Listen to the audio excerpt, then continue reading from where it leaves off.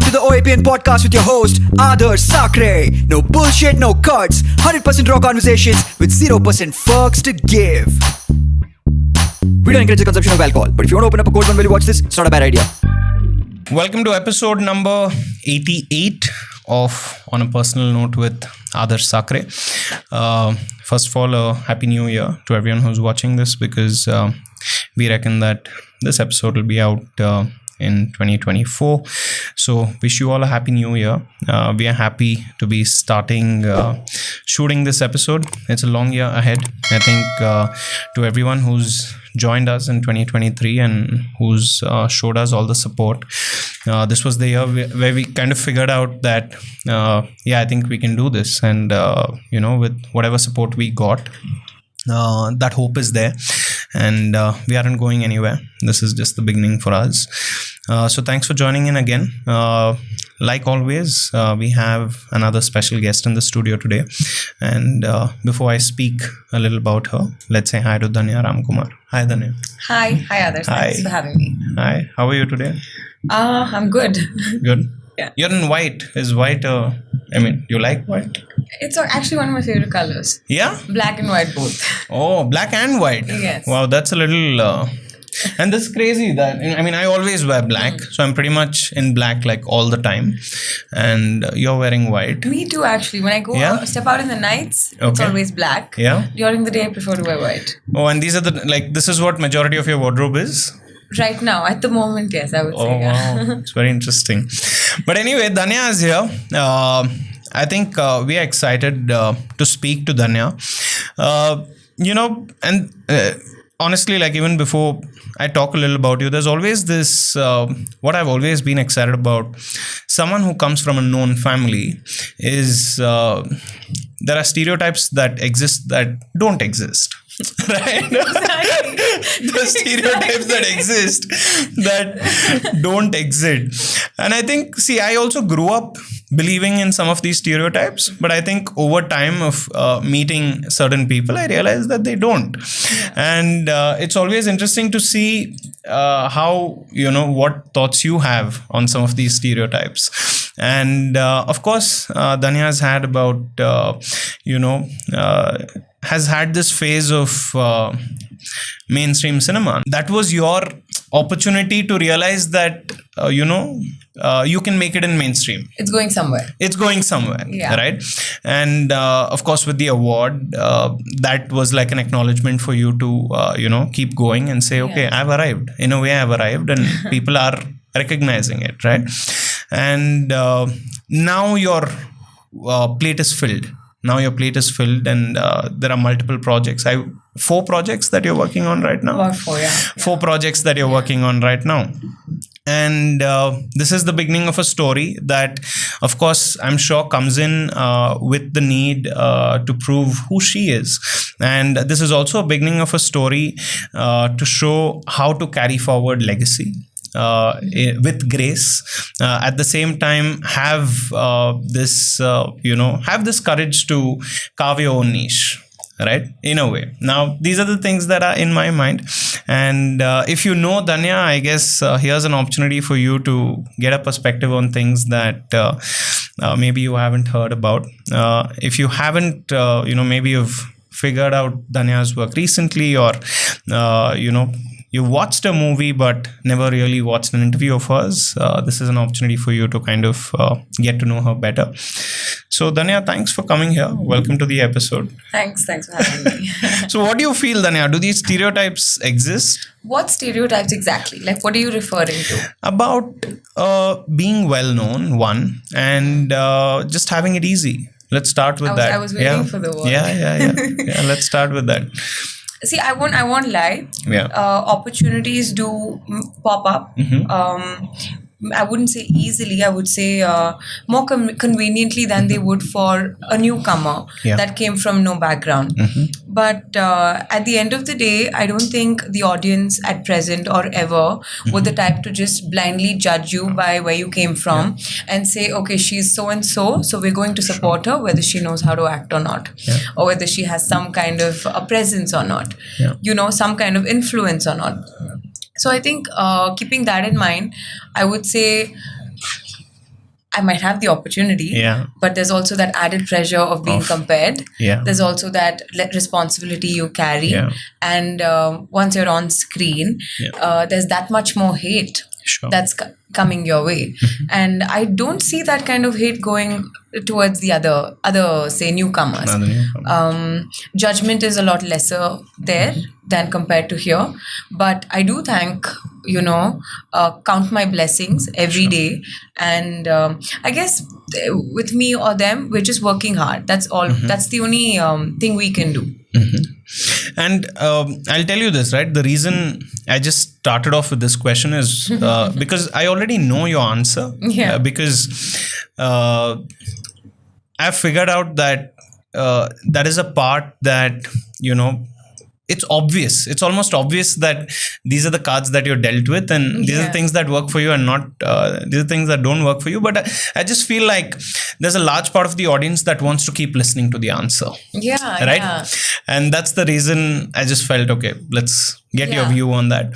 And glad you responded with that. So, one of the things that I was wondering, and I wanted to kind of just go back maybe a little more with how all of this started for you. Was it always, did it feel natural to you to be in front of a camera? Or was it something that you felt like you had to, skill up?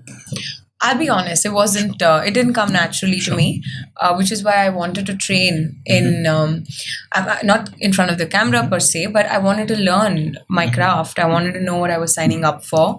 And so I signed up with Abhinaya Taranga, and I was training under Gauri Dattu. And I did that because I felt like you need to be prepared before you enter any industry. It doesn't just come with your legacy. It doesn't just flow in your veins. Like, most people like to say, you have to prepare well enough. And so I decided to do that. And I remember my first day facing the camera, I was nervous. It wasn't like, I was prepared and I was just like, I'm going to nail this. That was my mom. My mom was telling me, you're going to nail it. I was really because she's assuming it like, it has to happen. Like, how can't it? Yeah. So I was a little bit nervous, and I was, I was scared about what people would think. And I feel like that changes with every scene. Sure. So the second I got my first, round of applause for a good scene, I felt like, okay, you're doing a good job, and then I started to feel better about myself on set. And I feel with every movie, it's just getting better. It's getting better. Yeah. And how does it look now in terms of, were there like early signs that this is probably it for me in terms of films? Were there early signs in school or college? And by the way, where did you go to school? I went to 3 different schools actually. Oh, wow. Okay. So I went from Vidyashilp to Presidency, and then I went to Cottons for 11th and 12th. Oh, okay. So I've jumped around quite a bit. Sure. And were there signs in school? Yes, 100%, I would say, because when I passed out of 10th in Presidency, I remember my teachers at my graduation, they say what, they feel about us. And they wanted to say, we see you as an actor. And I was like, no, my dad won't be okay with that. Let's not say it. And they're like, no, but this is what we feel. So I think that those were the signs. Even though back then I probably was hesitant to accept that this is what I want to do for whatever reasons. I feel like because I was so inclined towards the arts, singing, dancing, theatre, everyone else saw it but me. And those were the early signs. But why did you say that your dad won't like it? Like, was that your assumption? No. Honestly, though, I do come from a filmy background, so to speak. But women in my family haven't always been encouraged to act. Oh, wow. No one has come forward. Maybe that's the reason, right? And so it was just understood that, okay, girls probably won't act from here. And my dad, on the other hand, was also very protective, like every other dad. So he's been in the industry. And his experiences probably, led him to think this way. And he didn't want me to act. No. Ever. He didn't. And you're open about this. Yes, I am. I'm open about it. I'll tell you why. Because things changed. Okay. for the better. Like when I told my parents I wanted to act, he was still against it. But then he said, okay, he softened up to it, but not okay with it. He said, your mom has to be with you every step of the way. You don't know what you're signing up for. You know, it was always like that. But then he watched my first film. And on the day of my premiere, he was almost in tears, I would say. Wow. And that's why I want to mention this story. Like, you know, you can always turn things around. I guess this was that story for me. For you. Yeah. And you mentioned maybe women in the family were never, maybe was it so it was a conscious kind of thought process that I honestly don't know, because I know that my mom had that little bit of an inclination. Oh, wow. She did. But back in the day, it was a lot more orthodox. Their thinking was a lot more, you know how it is. Yeah. So that's probably why she never spoke why it up. never came through. In a way, she saw it happen or unfold through me. Oh, wow. Yeah. But the family never, didn't they ever wonder if your mom had the inclination, or that wasn't even a topic of discussion? No, I don't think it was a topic of discussion. No. So it was there, but maybe, like you said, for your mom, it was more like, okay, let me see through my daughter's journey. And maybe that's how it was planned. Yeah. So again, just going back to a little of school and college, there are these now the friends. Now your friends will, of course, eventually they would have figured out that you're from a certain family, and they again have a certain way of looking at you. But again, it's a regular school life that you would have had. It's a regular college life that you would have had. Yeah. What were the expectations for you, like from home? In school? Just in school and college, what were the type of expectations that they had set up for you? They never had that kind of pressure, on either of the kids, me or my brother, my parents. They never told us, you have to be straight A students, you have to do this and that, you have to, do engineering, and you have to become a doctor. None of that. It was always just stand on your own 2 feet. No. That's what they always told us. And they said, in order to do that, do what you have to do. It does not matter if you take up arts. It does not matter if you take up humanities. Although it's the same thing. Sure. So in my case, I actually took up humanities. And my parents were very, very supportive throughout the process. They knew I was very interested in psychology. So they supported me throughout. And my brother did engineering. And they were happy with him as well. But because I had made it a little easier for myself by, say, dropping a math or a science, I ended up getting like these straight A's. So it worked in my favor. So that worked out for you. It worked in my favor. And while in college, were there any like inclination towards, say, modeling or anything like that? Yes, I would say, yeah. I think 11th and 12th, when I was first exposed to that kind of a social circle, when I came out of school and I saw that, okay, there are like pageants happening and cute things like that in different clubs and all of that. I always thought, okay, maybe I should do one of these. And I think I even tried my hand at modeling, if I'm not wrong, but I wasn't tall enough to do ramp. And where did you get this? Where did you get disqualified? I didn't get disqualified. Someone I knew really well. They just told you that you shouldn't do it. You know what? You have the looks for it. Just do print, do ads. Maybe not ramp. So they were nice enough to be, very kind about it. They didn't tell me like, listen, you gotta be 5'8" and above. You're nowhere close, so please don't even bother. Try. They didn't say that. And you just listened to that anyway. I understood. I'm a smart one, okay? I was, I like to say. I picked up on the hints and I said, okay, got it. I won't do that. Got it, bro. Not getting there. So that's where it started. Yeah. And so you did mention that, of course, growing up for you, your dad wasn't too inclined until he saw your work, and your mom, of course, felt different about it. So when things did start to work, and maybe when your dad watched your film, maybe right, and he saw that you mentioned he got tears in his eyes, and now when they have accepted in a way that, okay, this is the path that Dhanya is going to go on, now do they discuss the projects with you, or how I mean, you take it on your own? No, never by myself. It's always me and mom that listen to every script that comes our way, and then we go to dad with it. We discuss it with my brother. She'll call my uncles. We'll call my aunts. We'll discuss it. We'll see if everyone has a good feeling about it. So it's a whole process. But I think dad is easing into it, like little by little. I remember even before the premiere, actually, he came on set to watch the shoot one day, and he saw what I was doing wrong. And when I went back home, he told me, like, you know how you're saying these lines so fast? You'll have some kind of trouble when you're dubbing. And believe it or not, I did have that kind of trouble when I was dubbing. Shit.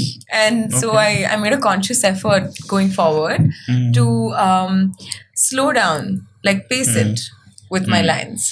So that it becomes easier for when you go into dubbing. It also becomes easier for the audience to understand what you're trying to say. I mean, unless you're supposed to rush it. Yeah. Unless it's expected. Yeah. And this is the beauty of it, right? Like you said, just because you belong to a family that's so well known and is done well in the space, it doesn't mean the skills have come to you. The skills are your work, and everything can't be given. There's a lot of things that are still meant to be just yours, right? And how was it, in the social circle, the first circle, or say when you go out for weddings and movie releases, when the first release happened, was it that, of course it had to happen, or was it, wow, like Dhanya made it? How was this? What did you genuinely feel about it? I think there was there were a few people that felt like, of course she was going to do it. I mean, wasn't it written all over her? A few people. But the other half was very surprised because no one really thought, this was going to happen. So they were, and they did, kind of give me a pat on my back and say, good for you, way to go. That was nice. That was really nice. For a family that's considered so orthodox, and we have a very big family. So for each and every one of them to sort of encourage me, accept this, and motivate me to do much better work, it felt really warm for me. I didn't expect it. No. Sure. I thought there would be a lot of I kind of prepared myself for a lot of negativity, trolls, film madella, all that. But no, everyone sort of talent torsaito ivag saku. Yeah. So it did drive you. You were ready to say that, boss, ivag ide madbek now. There is no turning back. As nicely as I could.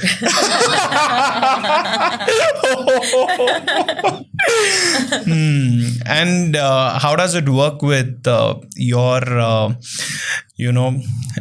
I'm sure there is a lot of expectation on how you present yourself, like PR and positioning yourself, and what's the story you paint, and what are the things you say, what are the things you shouldn't say.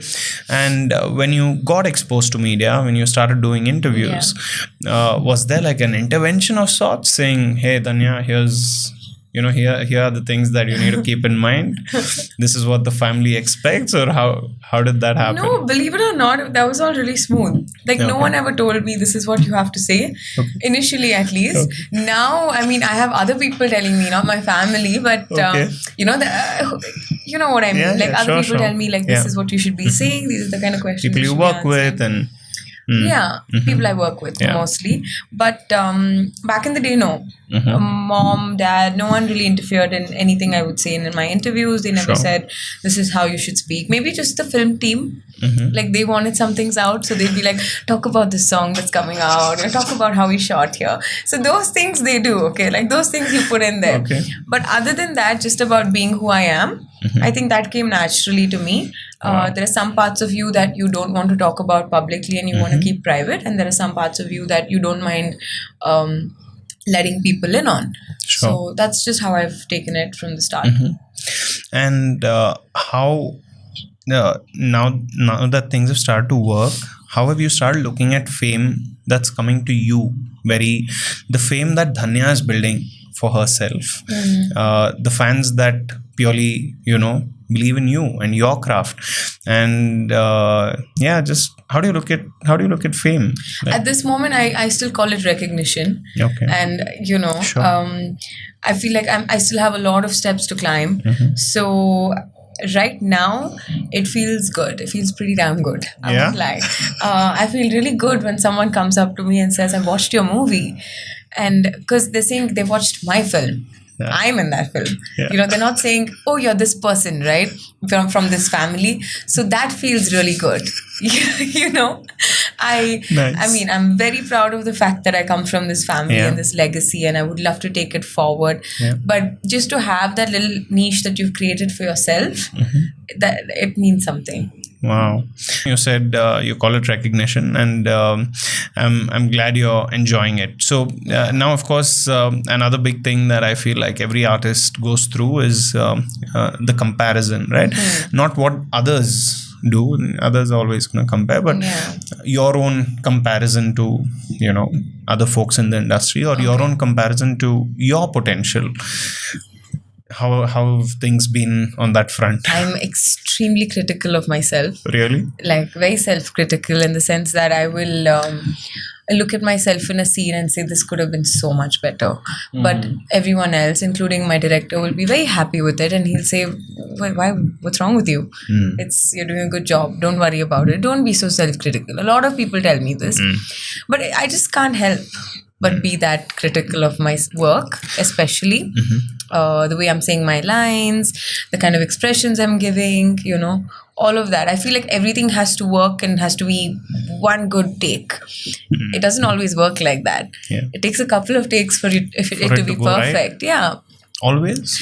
I mean, no, not always. There's always that... there are many times where there's a take that's so easy, it just comes. It's and then... sometimes it takes longer, and those times I feel like I'm not good enough. These are thoughts that go on in my mind, and the reason I'm being so vocal about it is because I feel there are so many people out there feeling the same way, and it's just I think that way we can connect. We can feel like, okay, it's not just me. He feels that way too. She feels that way too. We create our own little group. True. And it's okay. And tell me this, is being critical and being an overthinker the same thing, or are they two different things? They come from the same kind of school. Yeah, I was just thinking, are you a overthinker or you're just a critical person? I think they're from... I am an overthinker. I'm a professional overthinker. I would like to say, it's difficult not to be as well. Yeah. I think it's extremely difficult not to be in a place where you're not judging yourself when the expectations are this big. And now for you, success is just how many people have watched the film, or how have you started to kind of define measure these? Success. Yeah, like how... I don't know if you can ever measure success, You can't tell how many people have watched your film. You can't tell how many people are appreciating your work. I guess... I mean, obviously, the numbers do have a big, part to play in this, because if you're doing well number-wise, your films are doing well, which means you're doing more films, which means you're reaching more people, and more people are watching your work. Sure. That is one side of it. But then there's another side where people appreciate your work, and they like the kind of work you're doing, and they say, that's a good actor. Yeah. She's got some talent. So it's a balance of both. Sure. You got this, you need this and that. Sure. Yeah. So let me, maybe get into a topic that I feel like it's more relevant to you. Okay. And you can be however honest you want with it, right? Okay. So I've told you I'm very sweet, Lada. It's not that, like, I just like go a little, that's all. So you're a millennial, right? Yes. You're a millennial. I am a millennial. You're a millennial. Yes. So the way millennials think and the type of culture that the pop culture that we were born into, there are certain thought processes that have been developed that is unique to our generation, right? And when you go onto a set of a film that's made with a different thought process, right? That's made in a completely different background. And the people there who you're working with believe in that background. They believe in, a certain ways of thought process. And I'm sure that there are, certain things that don't align, right? There are things that you might do on screen that is not Dhanya. Not at all, yeah. Not Dhanya, right? How do you deal with that? Because I'll tell you why I'm asking you this. Why it's also interesting is because to come from a family like yours, which has such deep roots, which is really almost, they are the basis of, the last decades of thought processes, right? Mm-hmm. And then there's Dhanya, who's the girl of today, the current generation. Yeah, how's that been? See, I know exactly what you're asking me. Yeah. And I have experienced this on set where, there's sometimes I have to say a dialogue and I'm just not feeling it because it's not what Dhanya would say. Yeah. But that's the thing. I'm not Dhanya in that film. I'm playing an Amrita, or I'm playing a different character. So I have to be true to that character. So in that moment, I have to forget that as a Dhanya, I wouldn't say these lines. As a Dhanya, I would not let a boy treat me a certain way. Or I would not probably, take a shit and let him overpower me or whatever in whichever film. Right. I'm not even saying I had such a scene specific, to do. But I'm saying Dhanya even wouldn't do that. Happen. But the character did, and she did that for a reason because my director has a vision, and in that vision, this particular part plays a major role. So I have to do justice to that role and to my director because at the end of the day, he is the captain of the ship. Yeah. So I just have to put that in a perspective and I'm good.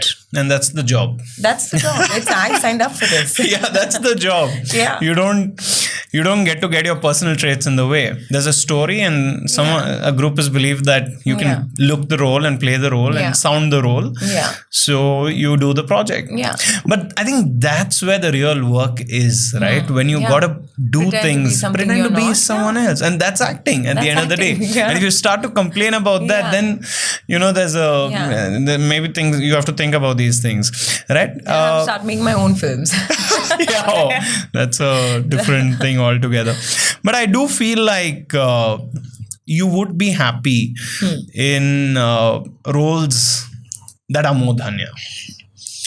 And what have your thoughts been on like the whole OTT thing and web series and people being I would say what's the word, adventurous with stories, right? Considering new formats of movies, are those things do those things excite you? And so when you say I'd be happier to do characters that are more me, I wouldn't entirely agree with that. Sure. Because there's no challenge, because then there's no prep that goes into doing the character because I'm still just doing me. I'm being me. So I wouldn't entirely agree with that. Although it's easier, it wouldn't be as challenging. And for me as an actor, I want to do the kind of roles that, take me for a ride. I want to where you really need to change. I really need to put in the work, and it doesn't look like to the rest of the world like, okay, it's a piece of cake, because it's not a piece of cake. Yeah. So that's one side of it. And when you talk about OTT and all the great content that's been coming out, I'm all in. I am hooked to the screen and how, and this has accelerated, I would say, since the lockdown. Sure. I'm sure it has, for you as well. So I've always been fond of watching, TV shows, and like I love the drama. I love, the adventure. Wow. Mysteries are my go-to. Wow. So glad that that's happening here. Finally, in our country, we're watching such good content, and for me to be associated with a TVF now, I'm doing a film with KRG and TVF, and TVF has been known to make content like this. Yeah. So I feel like that's a good thing. I'm headed down the right path somewhere, and I'm happy about that. What have you been watching? Right now, I started this show called Yellow Jackets on Netflix. Okay. Yeah. Okay. Let's go Yeah, let's do a quick thing, right? Yeah, okay. Give me like 3, all-time. All-time favorite shows. Yeah, let's go shows. Yeah, let's go shows. Shows. Okay. No language barrier. Let's Off go the shows. top of my head, Yeah. Grey's Anatomy. Okay, wow. Huge fan. Okay. I have always loved this show. And as cringe as this may sound, Sure, let's go. I still rewatch Gossip Girl every other month. And No, I think it's I understand that. I think okay. It's just Okay. it's like my Anna Saru. It's like my Gossip Girl is Dhanya Ramkumar's Anna Saru. No one has ever said that before. But you know what I mean, Yeah, I right? know It's what like you mean. comfort Yeah, food. It's your comfort food. So when I'm actually always just eating at home and I'm watching Gossip Girl, because when you're eating, you can't really concentrate. Yeah, And you need something yeah. to just yeah. So I've already seen this episode 100 times before, and I'm like, okay, let me rewatch it. So that's that. But I also watch shows like Utopia. Oh, wow. I'm a big fan of that. And not recently, about 2 years ago, I watched this show called Dark. Yeah, Dark which was nice. Also, I'm a big Wow. fan of. It really mindfucked me later on. Like, It did, really right? It did. I couldn't catch up. Yeah, I think the last season they kind of confused the Yeah. audience. But Yeah. The ending was beautiful. it was. The ending it really was really like a fairy tale, and wow, like I had goosebumps in that Right? ending. Like, yeah, I think it was worth waiting for that. Anyway, So, the dark. yeah, you enjoyed Yeah. that. So I go from like a Grey's Anatomy to Okay. a Dark. And let's do movies of all time. Of all time. Yeah, very difficult. I know. Let me start with Kannada. Sure. I think in Kannada there's this film called Kasturi Nivasa that my grandfather has acted in, and it is one of my favorite movies of all time. Yeah. And if And you've spoken about this on your Instagram. I think I have. Yeah, you have. Yeah. It's something I really I walked out of the theater feeling like I need to be a better person. Wow. So it's one of those films for me.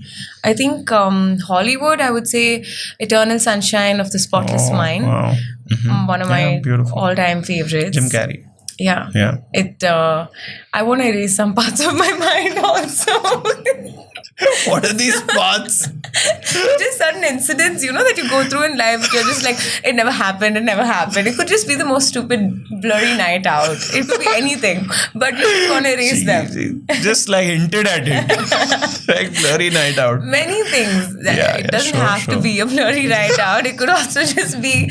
A very out in the daylight.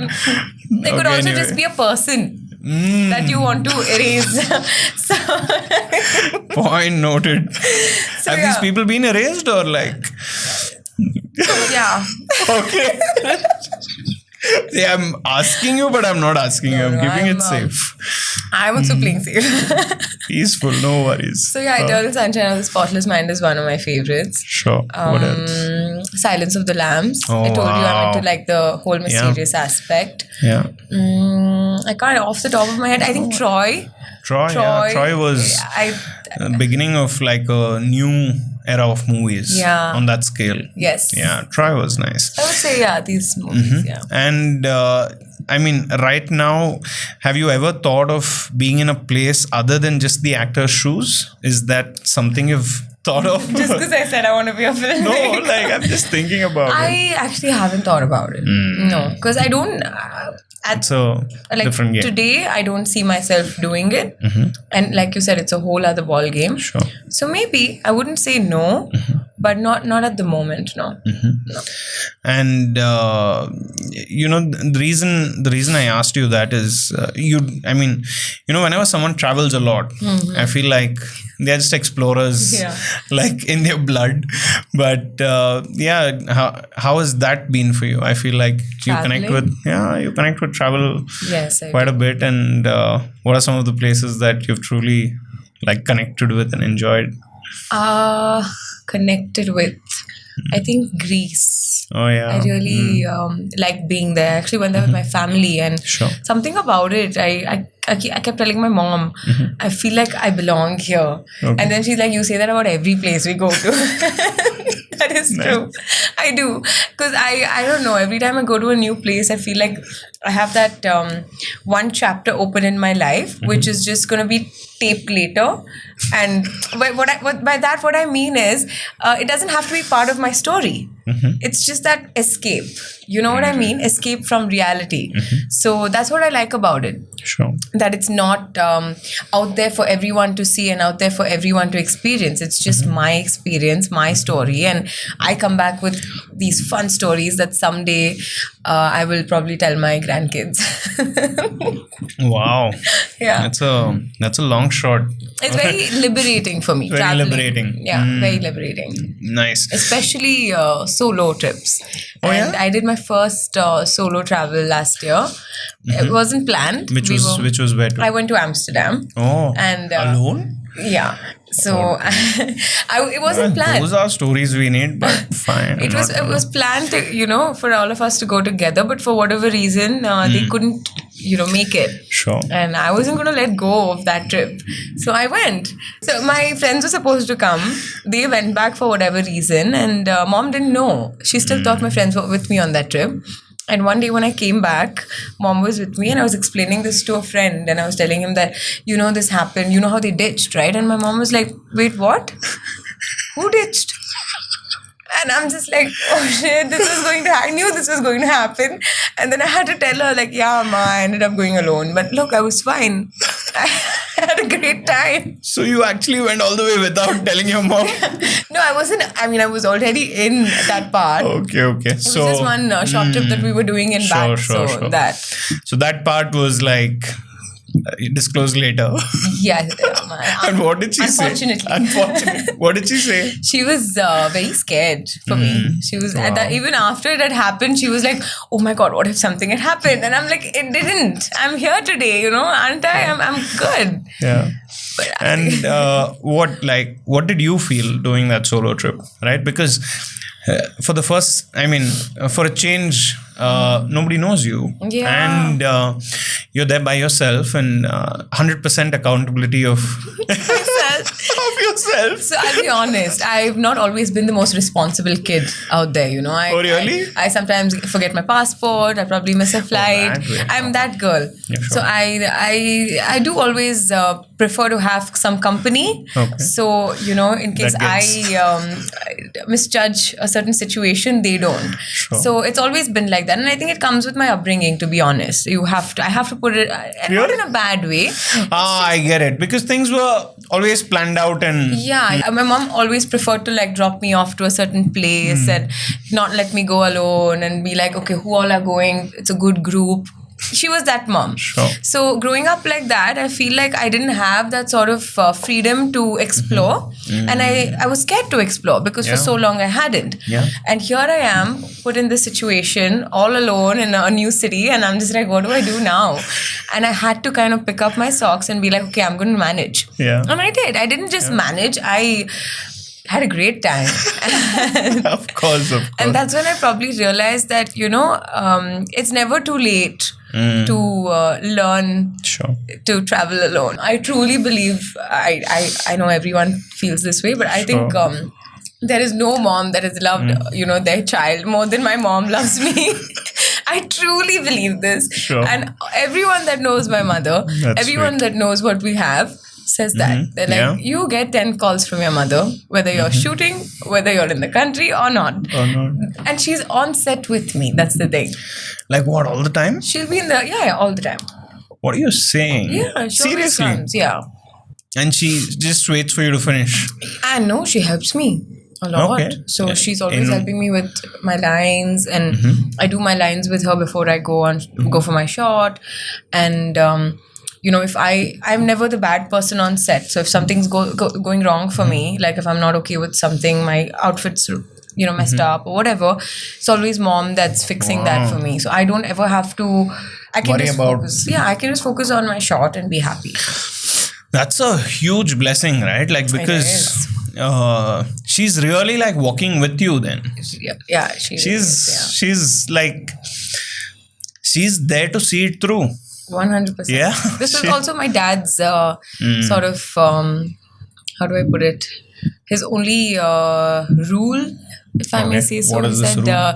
if you are going to act, then on the condition that your mom will be there with you throughout the process. Wow. So she's. I mean, it's their final call at the end of the day. I mean, these are things that I would never argue with, because there are things that they see that we don't see. And there's a reason they do these things, and you should just be like, yeah, fine. 100%. I have nothing to hide, and I'm more than happy to have my mom on set. Like I said, it's more of a boon for me than a bane.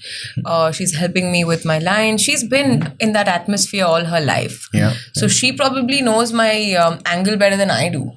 She probably knows where I should be standing to take some light more than I do. So, she'll be like, go forward a little bit, adjust your outfit a little bit, do your hair a little, she's always there. And how has the rapport been about discussions of your work with your brother? Like, how's that? He's always been very helpful, I would say. He came on set for my first film. Sure. And there was this romantic scene that I had to do, and I was a little like, how do I do with my brother around? Okay. And it was nothing. I just had to draw my fingers over this over Suraj's face, and that's it. So I'm scared, right? So I was like this. Who does that? Right? That looks scary. So he's like, bro, this is as real as it gets. Imagine flirting with a guy like this. So I went like this. So and they're not able to tell me what's going wrong. They're like, So then my brother takes me to the side and he's like, put your fingers together like this. It needs to look elegant. It needs to look like you like him, And I'm like, yeah, I know, it's just you're around. So I'm feeling like, don't care about who's around. Like, today I'm there, tomorrow Papa will be there, and day after someone else will come. You can't be worried about all this. I mean, although it's your first film, you can't.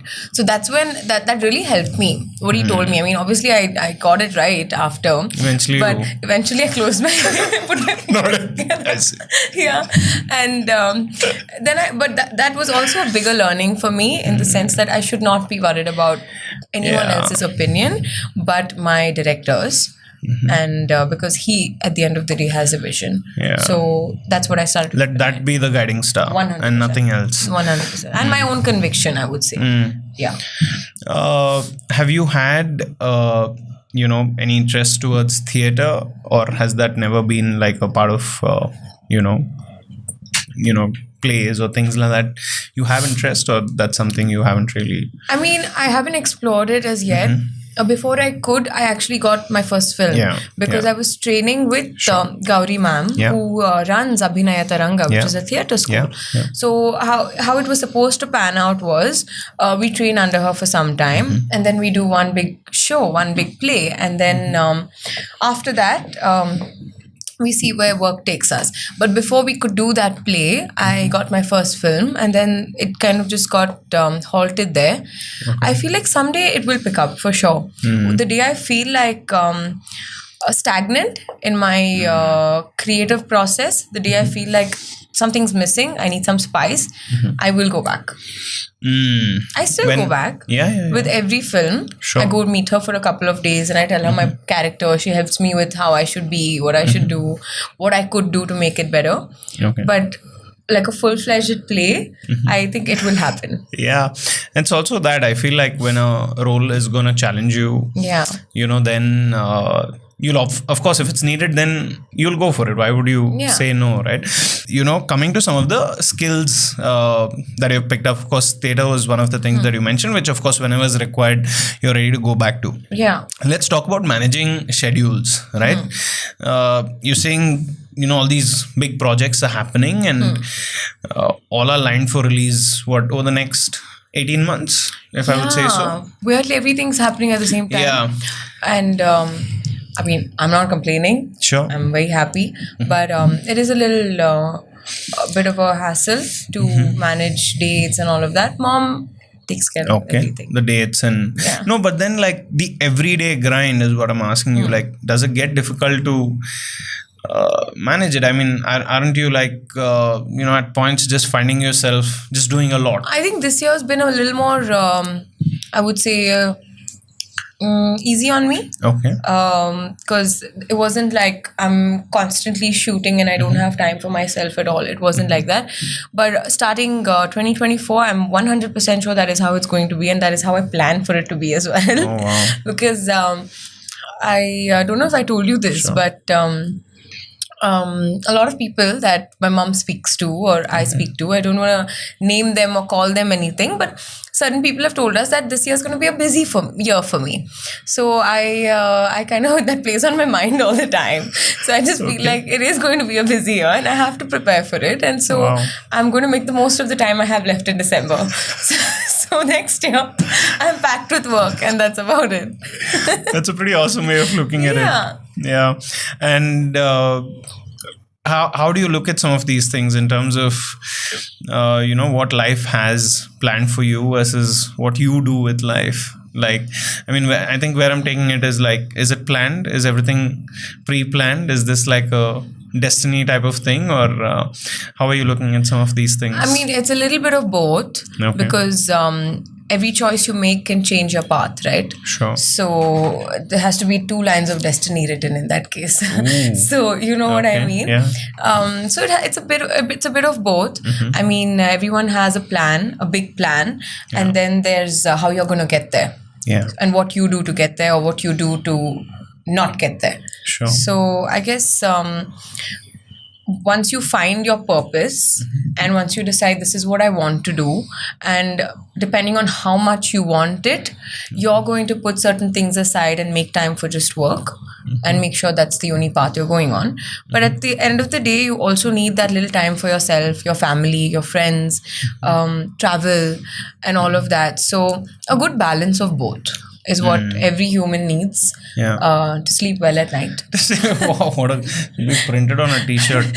So like, very nice quote you gave us. Please say, by me. Bye. Done. All friends of film background, or does Dhanya have friends who are not from the film background? No, I don't actually have too many close friends in the film background. Okay. I could name them. That's how many. 3, 4 max. Okay. But all my other friends are from my own social circle, and met them later on in life, I won't lie.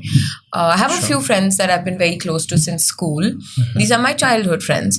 But the girls that I hang out with on a day-to-day, and the ones that I travel with, go out with, and those girls I met much later in life. I would say 2013, 14 is when I met them. Yeah.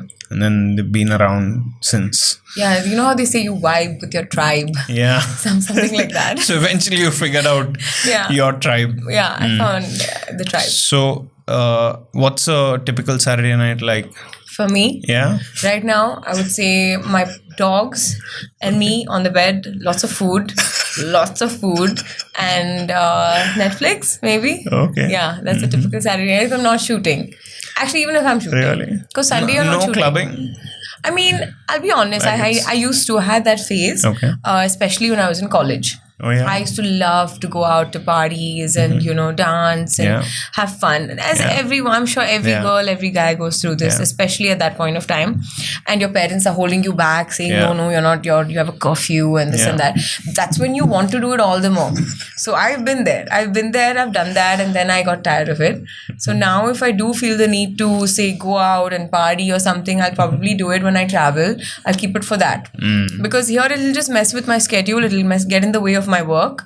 I won't be fresh on a Monday if I go out on a Saturday. And that's the sad truth of life, because when I was in college, I could go out on a Sunday night and I would still be in college fresh on a Monday morning.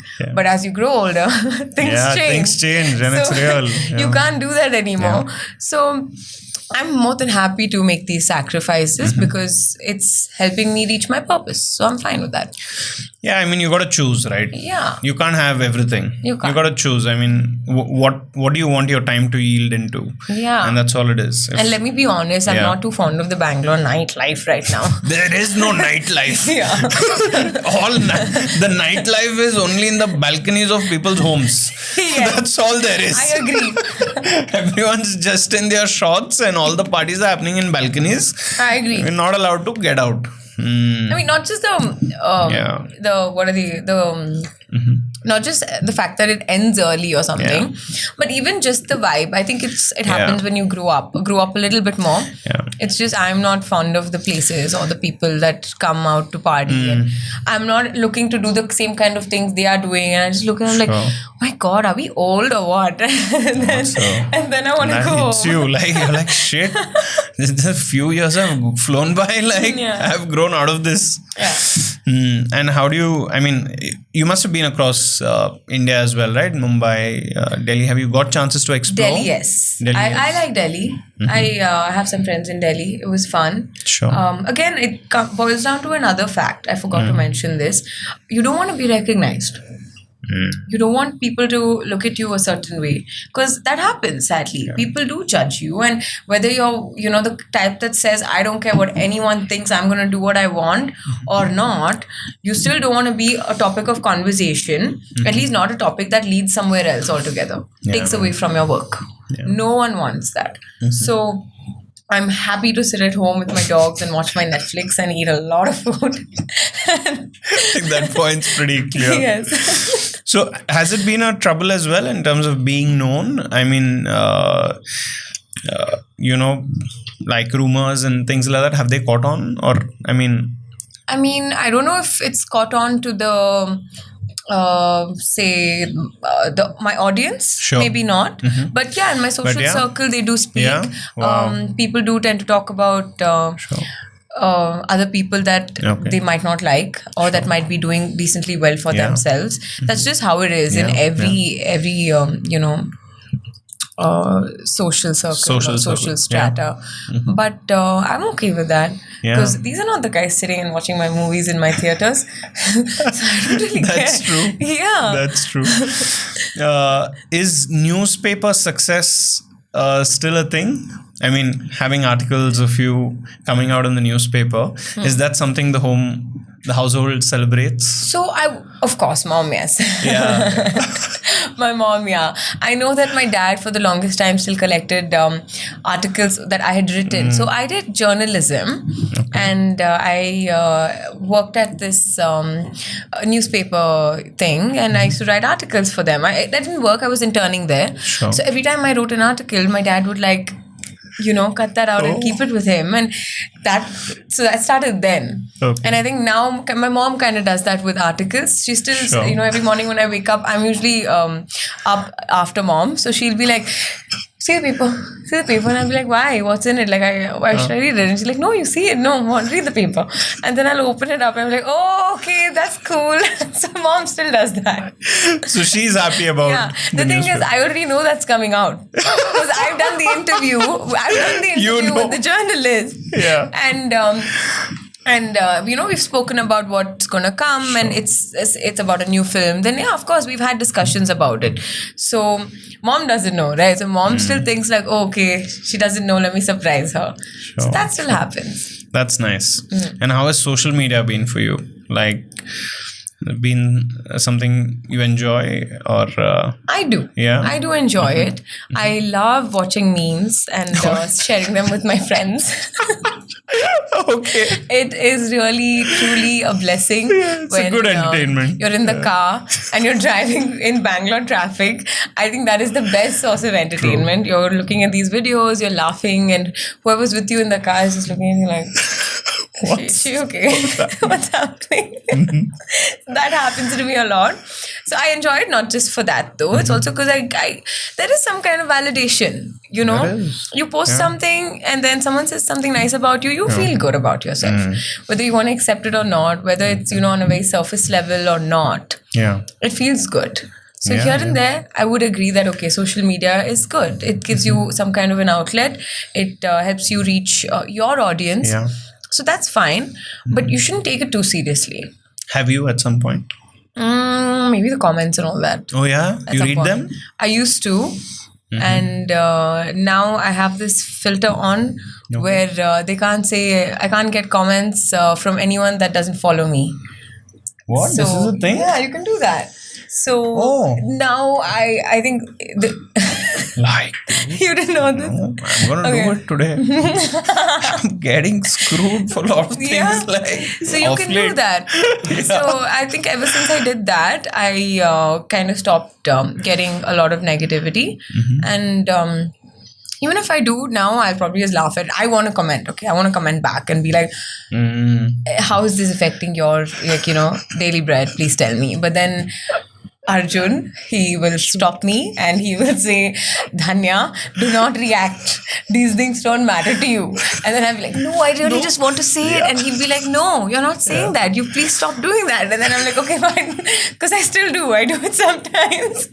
Like if someone says, what are you wearing? Like you shouldn't be wearing such a short dress. I'll be like, am I your sister? Are you my father? Like, these things. Have you said it? And I have. And then I have also deleted it instantly. Because sometimes it just gets too much. You're having a good day or you're having a tough day and something like this you read on Instagram and you're just like, that's it. I'm going to take it all out on this person. Yeah. And then I get stopped by Arjun. Yes. Damn. No, I think the need to respond is very real. The need to respond to these people is very real. So I have figured out like one thing. Like if I really get angry, I'll be like, that's very cute. Like I'll I just respond saying that's very cute. Or like if I really get like extremely pissed off. So Aditya has like 5 guys. He's like, You send them? We won't send them, but they're on standby basically. Okay, so as soon as something like that, I'm extremely pissed off. I'll take a screenshot. Okay. And then these 5 guys are ready to start the war. Start the war. That's it. Like my next question was going to be, how do you find the location? Tell me. Wow, whoever. I mean, people don't know what they're messing with also. Like, yeah, if there was a way, I think they're gone. But I think trolling is real. Yeah. And for some reason, a part of you is always going to be exposed to this for, I think, 100%. many reasons. I get it, right? Like, just the fact that you said, posting a picture wearing short clothes. Yeah. Like, it's so minuscule, but you're going to get a lot of it. 100%. See, I know my limits. I know what looks good on my body. I know what my mom will want to see and what my dad will want to see and what they'll be okay with. Yeah. So these things I have to keep in mind and I'm okay to keep in mind. I also know where I come from and I know that there are some standards that they've set for us that we cannot go back from. Yeah. So those things I will keep in mind. Okay, but at the same time, you have to understand that this is the 21st century and I am in 2023. I want to be living a certain way. We are exposed to certain things. We're influenced by certain ways of living and we are going to blend in. Because if you don't blend in, you are left behind. And you're not blending in because you're going to be left behind. You're blending in because it's good. It feels good. You're progressive. You're progressing. Isn't that a good feeling? You're going from A to B, and that's a good thing. I mean, at least in my head it is. And it's just there's a change in lifestyle with every generation, and we have to acknowledge that, and we have to be okay with that. And if my family can do it and my family are okay to do it, then why should this guy sitting behind some laptop in some dingy place have a problem with it, right? So that was my only issue. And it's worse when women talk about it. See, men, okay, whatever. So when a girl puts another girl down, I feel really bad. Because you're tearing one of your own down. So have you gotten trolled by women for the type of pictures or the outfits? Yeah. All the time. I get, now I don't know actually. I haven't checked in a while because I haven't been able to read them. Because guess what? They can't comment anymore. Damn, dude. But I have 100%. And it used to bother me a lot. I mean, more than the outfits, I think when they would speak about me not being deserving and how they would say she's not an actor. Not being deserving? Wow. Yeah, like she doesn't deserve to be an actor. Cute. That's cute. That's cute. Yeah, that's cute. So those things used to really bog me down. Like they would really get me down, and my mom would see it, and my friends would see it, and be like, "Is it about that? Is it about what people are saying?" And luckily for me, after Nina Sanike came out, there were a few messages that I got from some people that had sent me some kind of hate prior. Yeah. That said, "Okay, not bad, dude. You did a pretty good job," and that felt good. That felt pretty good. Yeah. Yeah, I think this next year is going to answer a lot of these things, right? I mean, the work's been put in, and how does it work? Like the dubbing for all these projects, I mean, is done, is still happening. Where are things like right now? Kala Pattar is ready for release. Date is out? No, not yet. Not yet. Because but that's probably that is the next project. That's the next release. Yes, Kala Pattar is the next release. Yeah. And Powder?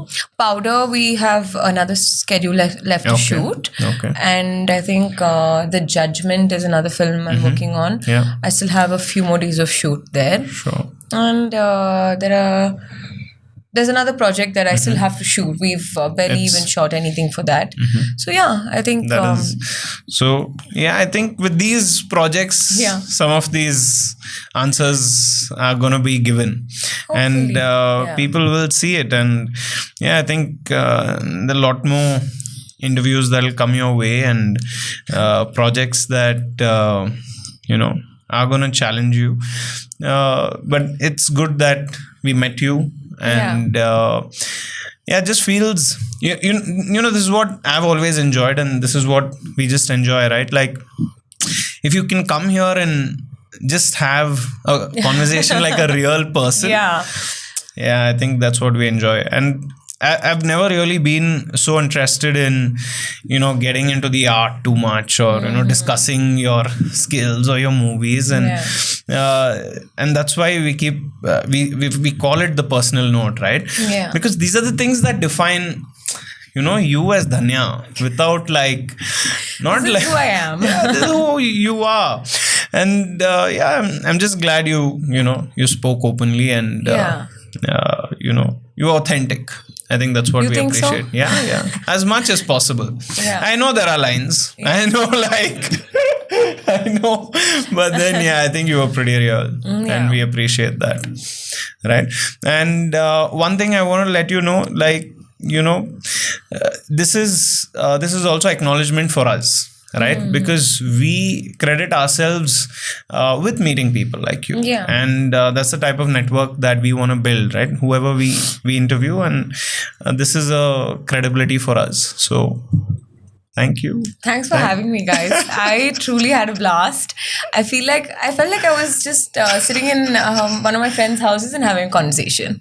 Honestly, it felt like that. It was very easy flowing, and for once, I didn't have to hold back. I mean, at least not entirely. Sure. And it felt good to be able to talk about a lot of things that I wouldn't otherwise. Yeah. And I guess for everyone that's going to watch this, it also gives them another sort of,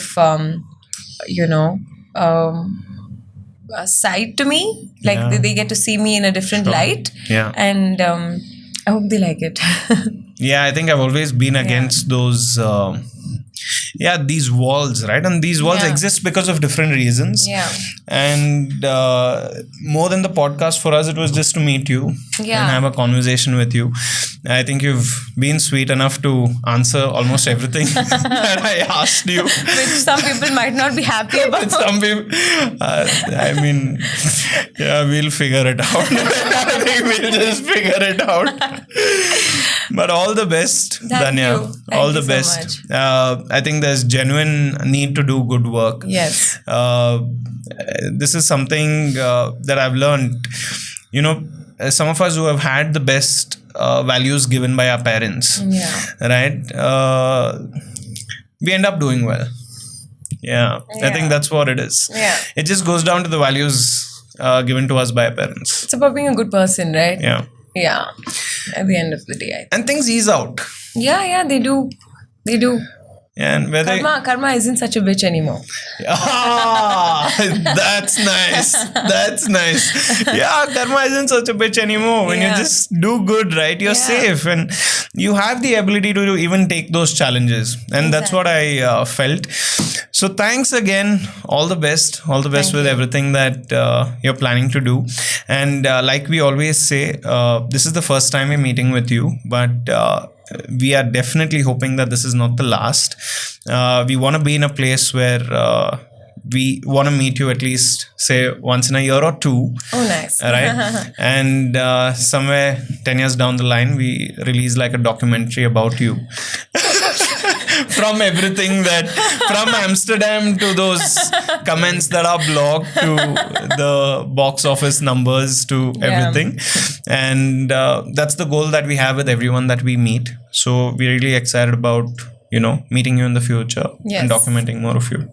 Thank you. Thanks, guys, for having me and helping me be relatable, because that counts for something. It does. It does. So this was Dhanya Ramkumar, hopefully showing a side of us that you all haven't seen before. And if you all have enjoyed this episode, do let us know in the comments. And if you did not like some of the things that were spoken about, I think it's time I block these comments as well. So ain't nobody giving anyway. So this was episode number 88 of On a Personal Note with Adarsh Sakare. We'll see you on the next one. Thank you.